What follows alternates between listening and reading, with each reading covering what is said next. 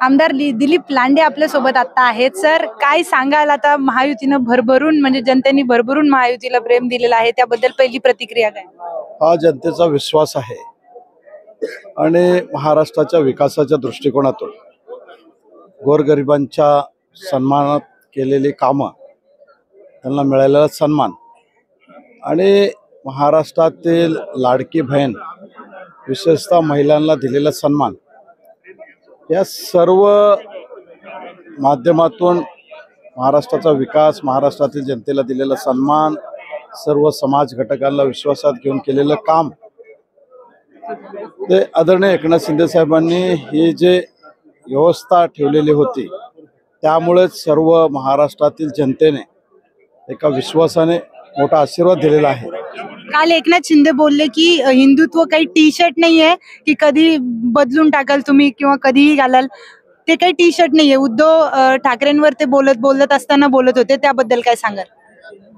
आदरणीय शिवसेना प्रमुख बाळासाहेब ठाकरे यांनी संपूर्ण देशामध्ये सर्वात पहिलं गर्व से कहो हम हिंदू है ही ज्यावेळी संकल्पना ठेवली त्यावेळी त्या संकल्पनेमध्ये काम करणारे आम्ही लोक आहोत आणि म्हणून एकनाथ शिंदे साहेब त्यावेळी त्या संकल्पनेमध्ये लोकांना, शिवसैनिकांना बरोबर घेऊन वाटचाल करत होते।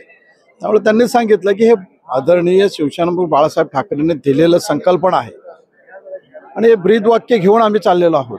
म्हणून कुणी कधी यायचं ते काढून ठेवायचं, घ्यायचं, त्यामुळे त्या पद्धतीने ते बोलले असतील आणि ते खरी परिस्थिती आहे।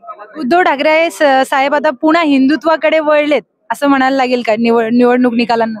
त्या कोण कुणाकडे वळतंय त्याच्यापेक्षा हिंदू लोक, महाराष्ट्रातील जनता ही आदरणीय एकनाथ शिंदे साहेब आणि महायुती बरोबर आहेत हे या निवडणुकीच्या माध्यमातून दाखवून दिलेलं आहे, दिसलेलं आहे।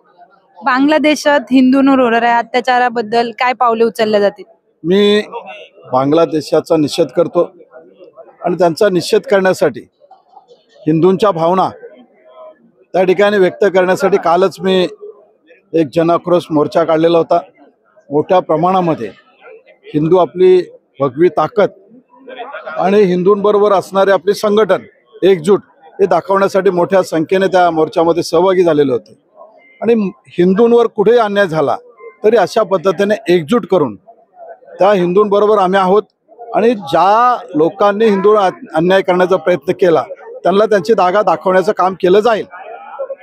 तर हे होते माझ्यासोबत आमदार दिलीप लांडे आणि ज्या लोकांनी हिंदुत्वावर अत्याचार केलाय त्यांना त्यांची जागा दाखवण्यात येईल असं वक्तव्य त्यांनी आता केलंय। पुढच्या येणाऱ्या सरकारमध्ये, येणाऱ्या काळामध्ये काय पावलं सरकारकडून उचलली जातील हे बघण्यासारखं असेल। कॅमेरामॅन संदीप सोबत मी प्रियांका लाठी, सुदर्शन मराठी, नागपूर।